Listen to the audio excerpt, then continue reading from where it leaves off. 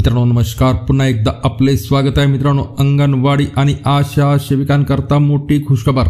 यांच्या पगारात या राज्य सरकारने केली वाढ।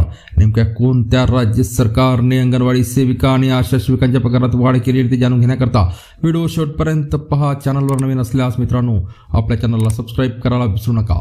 मित्रांनो, लोकसभा निवडणुकीपूर्वीच पश्चिम बंगालच्या मुख्यमंत्री ममता बॅनर्जी यांनी मोठी घोषणा केली आहे।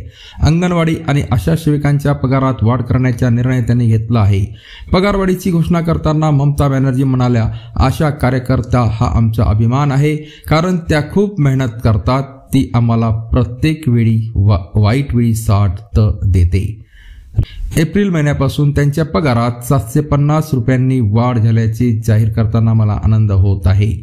यापूर्वी अंगणवाडी सेविकांना 8250 रुपये मिळत होते, त्याचवेळी आता एप्रिल महिन्यात त्यांच्या पगारात 750 रुपयांनी वाढ झाली आहे। म्हणजे आता एप्रिल महिन्यापासून अंगणवाडी सेविकांना 8250 रुपयाऐवजी 9000 रुपये प्रति महिना मानधन मिळणार आहे। याशिवाय अंगणवाडी सहाय्यकांना म्हणजेच आशा वर्कर पगारातही 750 रुपयांनी वाढ करण्यात आलेली आहे। कर्मचाऱ्यांचे पगार किती वाढले पहा मित्रांनो। आपणास सांगतो की नुकतेच ओडिशा सरकारने अंगणवाडी आणि मिनी अंगणवाडी सेविकांच्या मानधनात वाढ केली होती।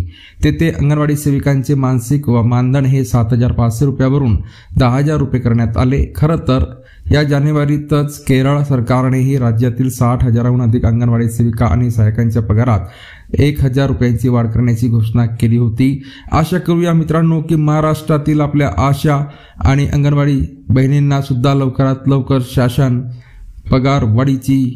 पगारवाढ लागू करो। पुन्हा भेटूया मित्रांनो पुढच्या व्हिडिओमध्ये नवीन अपडेट घेऊन। तोपर्यंत धन्यवाद।